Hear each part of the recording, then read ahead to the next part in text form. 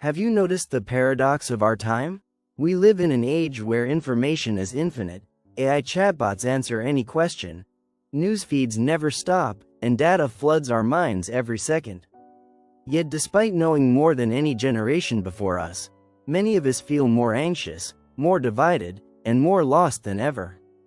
Why? Carl Jung believed the answer lies in a truth we've forgotten. Information is not wisdom. Facts don't make us whole, and memorizing knowledge doesn't guarantee understanding. What we truly need is something deeper, something Jung called Gnosis, a direct experience of truth that changes who you are at the core of your being. In this video, we'll explore Jung's radical vision of Gnosis, how it transforms our understanding of faith, and why it's more vital than ever in the age of AI. So let me ask you, has the flood of information today made us wiser, or has it only made wisdom harder to find? Share your thoughts in the comments below. The word gnosis comes from the Greek for knowledge, but it doesn't mean the kind of knowledge we usually think of. It's not the facts you memorize for an exam, the data you pull from a search engine, or even the endless stream of information pouring from AI chatbots today. Gnosis means inner knowledge, a kind of wisdom that is lived, felt, and embodied, rather than simply thought. For Carl Jung, this distinction was everything. He believed that throughout human history, from the sacred mysteries of ancient religions to the symbolism found in dreams, humanity has been reaching for Gnosis.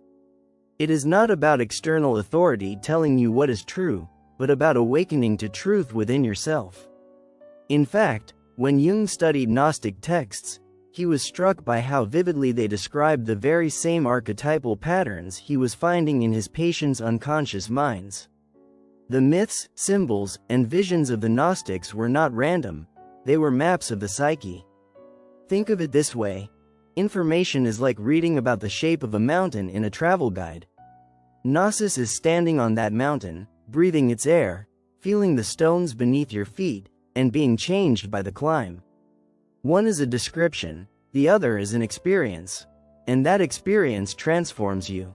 Jung warned that our modern world has become dangerously one-sided. We are drowning in outer knowledge, statistics, opinions, hot takes, breaking news, while starving for inner wisdom. And in many ways, AI has only sharpened this imbalance. Machines can now store, process, and regurgitate more information than the human brain ever could. They can know everything, but they cannot understand. They cannot feel awe, or wrestle with despair, or experience the spark of revelation that comes from within the soul. That distinction, between information and Gnosis, has never been more urgent. Without Gnosis, we risk mistaking the accumulation of facts for genuine wisdom, leaving us empty even in the midst of endless knowledge. But when Gnosis awakens in us, knowledge ceases to be abstract. It becomes a living force that guides our choices, grounds our faith, and gives us the courage to face life's deepest uncertainties. What about you? Have you ever had an experience where you suddenly knew something in your soul, not because someone told you, but because you felt it as undeniable truth? Share your story in the comments. I'd love to hear how Gnosis has touched your life. Carl Jung made a powerful distinction that many people still confuse today: the difference between belief and faith. On the surface, they may seem identical. Both deal with ideas of truth, both give structure to our lives, and both appear in religion, philosophy, and even science. But Jung saw them as profoundly different experiences. Belief, he argued, is an intellectual position. It is something inherited, something you're taught, something you cling to because the group around you says it is so. Belief is external. It often comes packaged in doctrine, rules, or ideologies that tell you what to think. And while belief can provide comfort, it can also make people rigid, fearful, and even intolerant of anything that challenges their worldview. Faith, on the other hand, is born from Gnosis. It is not second-hand or borrowed, it arises from direct inner experience. Faith is alive, flexible, and deeply personal. It doesn't require proof because it is rooted in lived transformation. Faith, for Jung, was not, "I believe because I was told," but "I know because I have experienced." Think of the difference like this. Imagine someone memorizes all the rules of swimming, studies diagrams, and can lecture on water safety. That's belief. Now imagine someone who steps into the ocean, feels the waves lift them, and learns to float through experience. That's faith. One is theoretical, the other is embodied.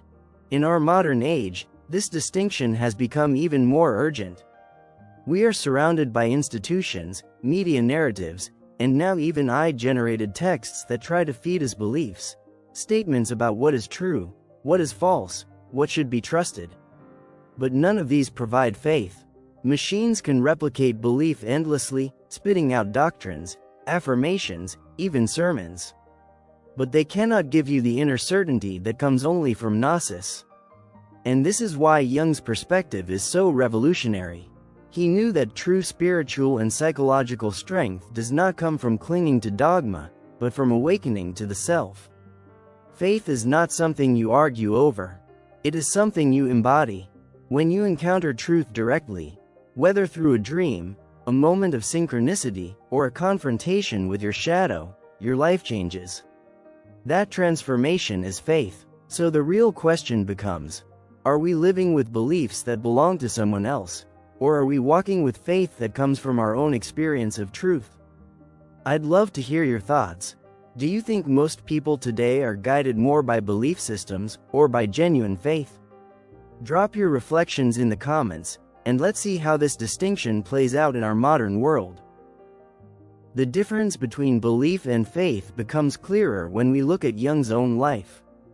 His most vivid example of what it means to live out Gnosis is found in one of his most mysterious works, the Red Book.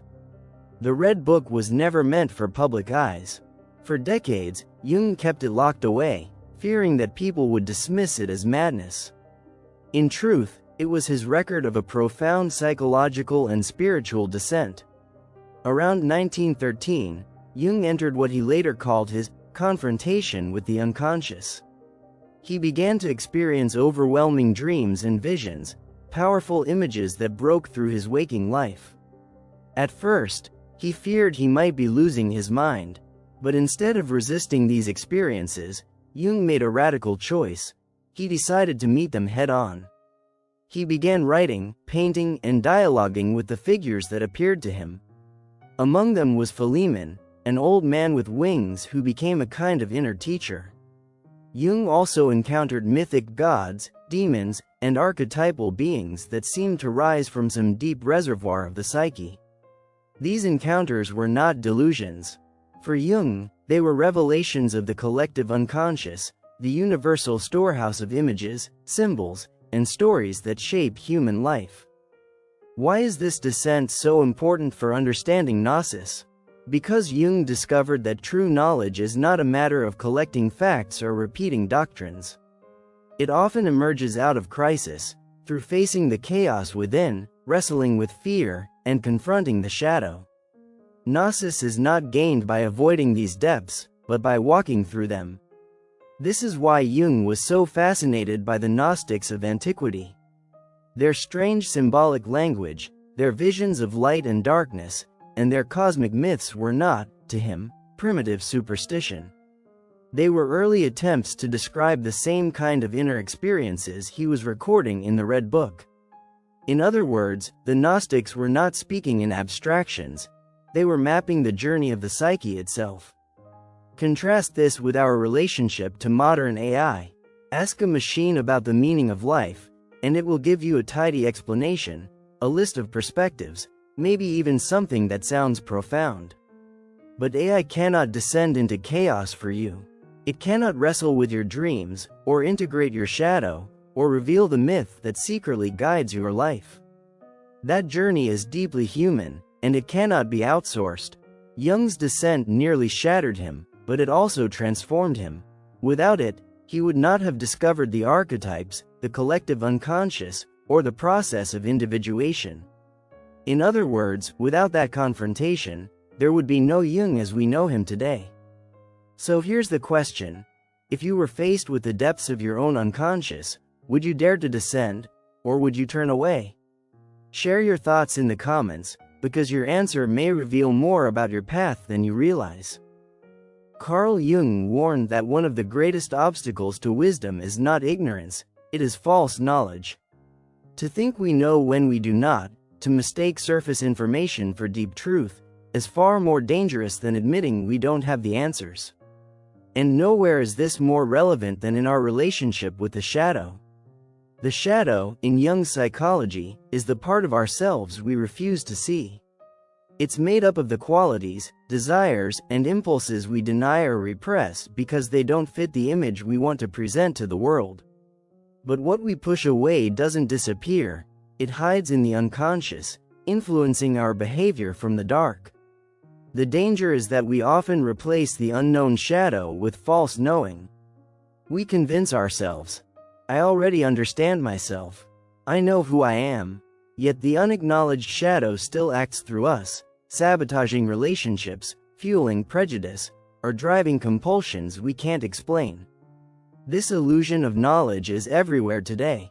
Social media feeds us bite-sized explanations for human behavior, quick-fix affirmations, and ready-made worldviews.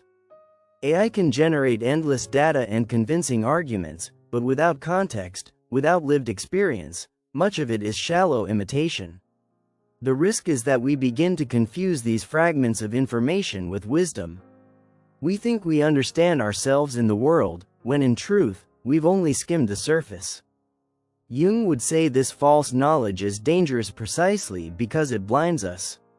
It keeps us from seeking gnosis, the kind of direct experience that changes us. In his view, wisdom requires the humility to admit what we do not know, to face the discomfort of uncertainty, and to turn toward the shadow instead of away from it. Think of the shadow like a locked room in your house. You can decorate the rest of the house as beautifully as you like, but if you keep the door locked, the hidden contents will eventually rot, spread, and poison the air. False knowledge is like convincing yourself you don't need to open the door, that you already know what's inside. But gnosis requires opening it, shining a light, and discovering that what you feared most might hold the key to your wholeness. This is why Jung placed such importance on inner work. Without confronting the shadow, our knowledge remains one-sided, brittle, and often destructive. With gnosis, however, even the darkest parts of ourselves can be transformed into sources of strength, compassion, and faith. What do you think? Do you feel our society is more in danger of ignorance, or of the illusion of false knowledge? Share your view in the comments. I'd love to hear your perspective. For Carl Jung, the ultimate aim of psychological life was something he called individuation, the process of becoming whole, of integrating the conscious and the unconscious into a unified self. And at its heart, individuation is nothing less than living gnosis. Individuation isn't about perfection. It's not about becoming flawless or enlightened in some abstract sense. Instead, it's about becoming real, authentic, grounded, and alive in the truth of who you are. Jung believed that every person carries within them an innate blueprint of the self, a deeper identity that longs to be realized. Gnosis is what awakens that blueprint, not as a concept you memorize, but as a journey you embody day by day. Think of individuation like weaving a tapestry. Each thread represents a part of you, your thoughts, your emotions, your dreams, your wounds, even the aspects of yourself you've repressed into the shadow. At first, these threads seem scattered, disconnected, even contradictory. But through gnosis, through direct encounters with the unconscious, you begin to weave them into a pattern. Over time, what looked like chaos reveals itself as meaning. This is why Jung saw dreams as so important. They are nightly messengers from the unconscious, symbols that carry truths we may not yet see. Paying attention to them, recording them, and reflecting on them is one way we enter into gnosis. Each dream image is not trivia. It is a thread waiting to be woven into the greater fabric of our lives. Now, consider the contrast with artificial intelligence. Machines can analyze data, predict outcomes, even mimic human creativity. But they cannot individuate. They cannot dream, suffer, or wrestle with the contradictions of existence. They cannot integrate shadow and light into a living whole. At best, AI can mirror our knowledge back to us. But the lived transformation of individuation is uniquely human. And here lies a profound truth: individuation is not optional. If we refuse it, life often pushes us toward it through crises, breakdowns, or unexpected suffering. The psyche demands wholeness, and when we resist, it breaks through in disruptive ways. But when we consciously walk the path of individuation, every challenge, our anxieties, our losses, even our encounters with technology, becomes material for growth. In this way, Gnosis and individuation are not lofty ideals. They are practical. They help us answer the deepest questions of our time. Who am I when machines can do my work? What is the value of my life when information is infinite? Individuation whispers the answer. You are more than your role, more than your job, more than data. You are a self in the process of becoming. And perhaps that is the greatest wisdom Jung offers us in the age of AI. True knowledge is not about competing with machines. It is about realizing the mystery of who you are.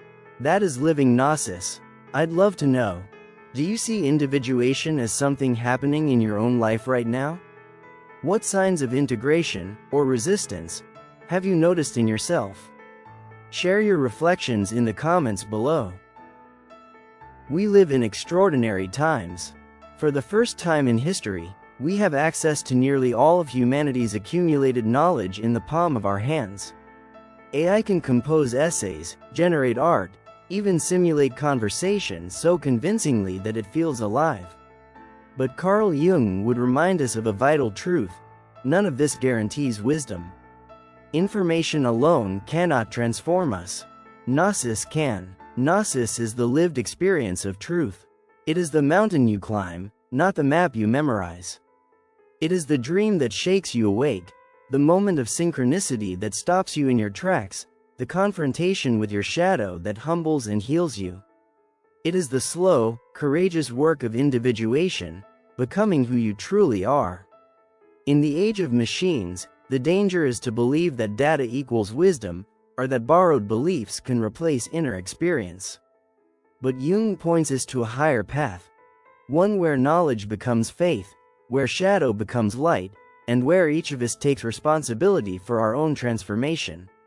So the question remains, what will you choose? To drown in information, or to awaken to Gnosis? I'd love to hear your reflections. What does Gnosis mean to you, and how do you see it shaping your life in this technological age? Share your thoughts in the comments. I read every one, and your insights often spark new directions for future videos. And if this journey gave you something meaningful to reflect on, please take a moment to like this video and subscribe to Psyche Mirror Studio. Together, we can keep diving deeper into psychology, AI, and the timeless wisdom of Carl Jung. Because in the end, machines may process information,